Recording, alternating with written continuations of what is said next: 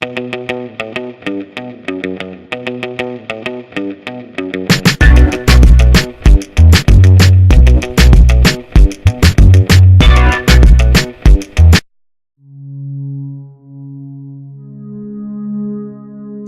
aí galera, beleza? Como vocês viram, hoje eu estou vestido a caráter, assim como manda o figurino. Assim, para fazer jus ao tema que propomos, que é como surgiu a hierarquia na igreja e como surgiu o título de pastor no protestantismo. Primeiro vamos ver uma pequena introdução e posteriormente vou entrar com a Bíblia aberta para justificar que tal hierarquia e tais títulos, ou seja, títulos eclesiásticos, títulos no seio da igreja, foram proibidos pelo Messias, que é o único pastor e mestre. Vamos lá? Não havia títulos na igreja do século I. As coisas funcionaram assim até Inácio de Antioquia entrar em cena.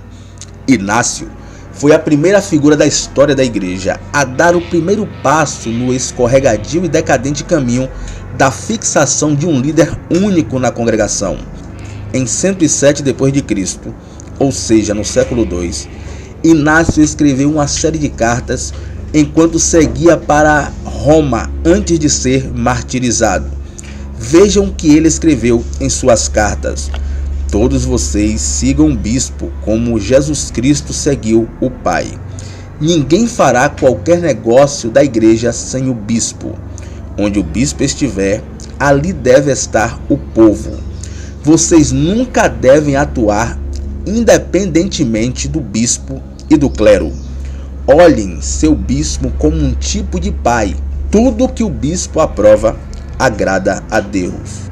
Já no século IV, Gregório e Crisóstomo elevaram a norma padrão tão alto no que diz respeito aos sacerdotes que falhar em cumprir a santidade de seu serviço prejudicaria sua posição ou levaria a um estado crítico. Segundo Crisóstomo, o sacerdote é como um anjo. Agora vamos abrir a Bíblia no Evangelho que, segundo a tradição, foi escrito por Mateus. No capítulo 23, vamos ler a partir do verso 8. Mas antes de lermos o verso 8 ao 10, vamos ler o capítulo 23 aqui mesmo e o verso 1. Só para identificarmos a quem o Messias estava falando, a quem ele direcionou tal mensagem. Mateus 23, verso 1. Então falou Jesus às multidões e aos seus discípulos. Ou seja, essa mensagem foi direcionada à multidão e aos seus discípulos. Então, se você se considera um seguidor, um discípulo do Mestre, um discípulo do Messias, então considere que essa mensagem é para você. Agora sim, leremos o verso 8 ao verso 10. Vós, porém, não sereis chamados mestres, porque um só é vosso mestre, e vós todos sois irmãos. Olha, não chame ninguém de mestre, de rabi, porque um só é o vosso mestre, é o nosso rabi, é o nosso rabino. Esse é o Messias. Ele segue dizendo: a ninguém sobre a terra chameis vosso pai, porque só um é vosso pai, aquele que está nos céus. O Messias está nos ensinando aqui que nós não devemos chamar ninguém religiosamente de pai. Olha que eu usei a expressão religiosamente. Isso porque nós podemos sim chamar o nosso pai biológico, o nosso genitor, de pai. Nós não podemos chamar pessoas, usar título como padre, porque padre no latim quer dizer pai. A palavra pai é originária. Ela vem da palavra patre. Então ele está dizendo, proibindo que nós venhamos chamar as pessoas de padre, de pai, ou seja, pessoas que exercem ministérios, digamos assim, como acontece na igreja institucionalizada, exclusivamente na igreja católica, onde o sacerdote é chamado de padre, de pai. O versículo 10 diz: nem sereis chamados guias, porque um só é vosso guia, o Cristo. Agora ele está dizendo que ninguém também devemos chamar de guia, porque um só é o nosso guia, a saber, o Cristo. Isto é, ele proibiu a hierarquia no conceito de igreja. Ele proibiu a hierarquia eclesiástica, a hierarquia na igreja, e colocou todos os membros da igreja no mesmo patamar. Ninguém é maior do que ninguém. Ou seja, os títulos foram proibidos. A hierarquia é proibida no conceito de igreja. Uma coisa que muita gente não sabe é onde a palavra pastor aparece no Novo Testamento. Ela aparece em João no capítulo 10. E especificamente em João no capítulo 10, no versículo 16, o mestre diz que haverá, vejam que ele conjuga o verbo no futuro, ele diz haverá um só rebanho e um só pastor. Mas por que ele conjugou o verbo no futuro? Isto porque ele ainda não havia morrido no madeiro. E após a sua morte e ressurreição, agora só existe um só rebanho. Ou seja, os seguidores do Messias, que vieram do judaísmo, se uniram com os seguidores do Messias de origem gentílica, judeus e gentios, seguidores do Messias, um só rebanho e um só pastor, que é o Messias. A palavra grega que aparece nesse texto é a palavra poimê. Mas em Efésios, no capítulo 4, especificamente no versículo 11, abra sua Bíblia em Efésios, no capítulo 4, especificamente no verso 7. Porque a palavra pastor, que é a palavra grega poimê, aparece nesse contexto e a igreja institucionalizada usa esse contexto para sugerir a possibilidade de haver um clero dominante na igreja. E a graça foi concedida a cada um de nós segundo a proporção do dom de Cristo. Por isso diz, quando ele subiu às alturas, levou cativo o cativeiro e concedeu dons aos homens. Preste atenção ao contexto. Ele subiu e concedeu dons aos homens. Vamos ao versículo 11? E ele mesmo concedeu uns para apóstolos, outros para profetas, outros para evangelistas e outros para pastores e mestres, com vistas ao aperfeiçoamento dos santos para o desempenho do seu ministério para a edificação do corpo do Cristo. Como nós vimos, o contexto diz que ele deu dons aos homens. Isto é, esse contexto não dá base para haver um clero dominante na igreja. Esse contexto não dá base para haver uma linhagem superior, para haver uma hierarquia. Entretanto, seguindo a linha de raciocínio do texto, como vimos, está falando que ele distribuiu dons aos homens. Ou seja, apóstolos, pastores, profetas, doutores, evangelistas. Dentro desse contexto, dentro dessa narrativa de Paulo, dessa carta que ele escreveu à igreja que estava em Éfeso, quer dizer dons e não hierarquia, e não título, e não profissão, como nós vemos hoje. Voltando ao que foi dito pelo Messias em Mateus, no capítulo 23. Ele é o único pastor e mestre. O Criador é o único Pai, aquele que pode ser chamado de Pai, e nós somos simplesmente irmãos. Isto é, ninguém é maior do que ninguém, ninguém é superior a ninguém, estamos todos no mesmo patamar.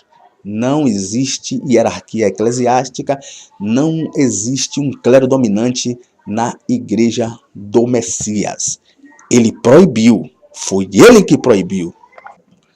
Existe também uma grande dúvida, que é concernente ao texto de Hebreus capítulo 13, especificamente nos versos 7 e 17.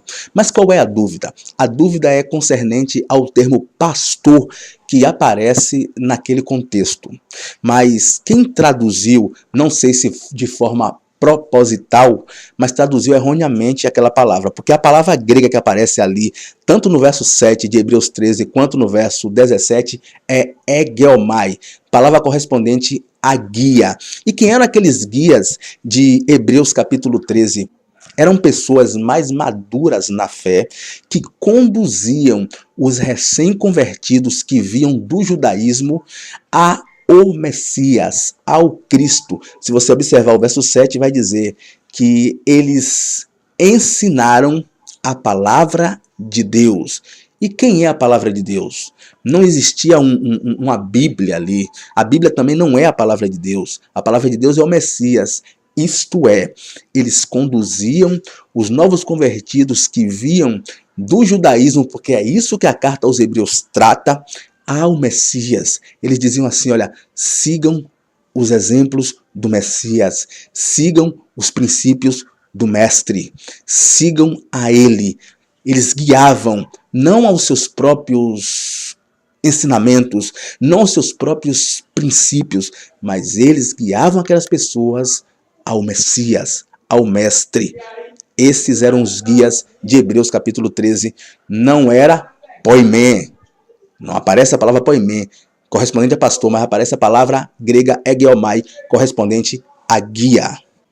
No começo do vídeo, nós vimos como começou a hierarquia no contexto de igreja. Agora nós vamos viajar mais uma vez na história para nós vermos como começou a hierarquia dentro do protestantismo e como surgiu, de onde veio, qual é a origem do título de pastor. Vamos lá? Os reformadores do século XVI acabaram com os títulos de apóstolo e bispo, mas restauraram o presbitério. Lutero, Calvino, Zwinglio, dentre outros, exerciam liderança e usavam o púlpito para pregar os seus sermões e fazerem distinção entre clero e leigo. João Calvino não gostava de aplicar a palavra sacerdote aos ministros. Ele preferia o termo pastor. Segundo a mente de Calvino, pastor era a palavra mais elevada que poderia existir no que tange ao ministério. Ele gostava desta palavra porque a Bíblia refere-se a Jesus Cristo como grande pastor das ovelhas. Hebreus capítulo 13, verso 20. Ironicamente, Calvino acreditava estar restaurando o bispado no Novo Testamento na figura do pastor. Lutero também não gostava da palavra sacerdote para definir os novos ministros protestantes. Ele escreveu: não podemos nem devemos chamar de sacerdote aos que estão encarregados da palavra e do sacramento ao povo. A razão pela qual eles têm sido chamados sacerdotes é pelo costume do povo pagão ou por um vestígio do judaísmo. Assim ele também adotou os termos pregador, ministro e pastor, referindo-se a este novo ofício. Todavia, devido à sua obsessão pela pregação, o termo favorito dos reformadores foi pregador. Foi apenas no século XVIII que o termo pastor chegou a ser de uso corrente, superando os termos pregador e ministro. Esta influência veio dos luteranos pietistas. Desde então, o termo espalhou-se entre as principais correntes cristãs. Isto é, foram os luteranos pietistas que oficializaram no século XVIII o título de pastor. Mas como já vimos, não é bíblico. Título que foi condenado pelo Messias como qualquer outro título e hierarquia para a sua igreja. Eu acho que o vídeo ficou bastante esclarecido. Não existe hierarquia na igreja, não existe títulos eclesiásticos, não existe ninguém maior do que ninguém. Todos nós somos irmãos. Gostaria de mandar um abração para o irmão Lano e toda a galera de Manaus. Também gostaria de mandar um abração aí para toda a galera do Facebook, a galera lá do grupo Clube dos Hereges, a galera do grupo Evangelho da Verdade do Criador, Sai Dela Povo Meu, e também a galera do grupo Faces da Representatividade. E gostaria de indicar o canal do irmão André, que é o canal Livre de Verdade, e indicar o canal do irmão Fernando, que é a Caverna da Matrix, ou Caverna da Matrix. Um abraço, dê um like aí, compartilhe o vídeo, continue acompanhando e pode sugerir temas. Valeu, fui.